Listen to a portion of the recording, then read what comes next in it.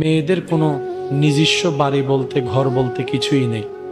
মেয়েটা যখন বাবার কাছে থাকে তখন বলে বাবার বাড়ি, যখন বিয়ে হয়ে যায় তখন বলে শ্বশুর বাড়ি। নারী জাতির কোনো নিজস্ব ঘর, বাবার কাছে থাকলে বাবার বাড়ি, বিয়ের পরে যখন চলে যায় শ্বশুর বাড়ি।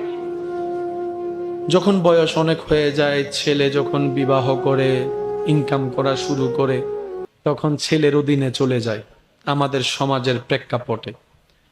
তো বলা হয় নারীদের কোনো নিজস্ব বাড়ি, আপন ঠিকানা বলতে কিছু। আমার মা শ্বশুর বাড়িতে ফেলে এসেছে বাবার বাড়ি, আপনার মাও একই অবস্থা।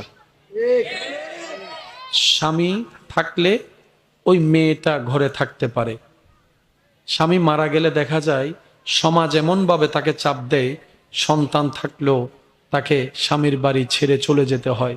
সবাই বলে স্বামী থাকলে তো তোর শ্বশুর বাড়ি, স্বামী যেহেতু নাই তোর তো আর কোনো বাড়ি নাই।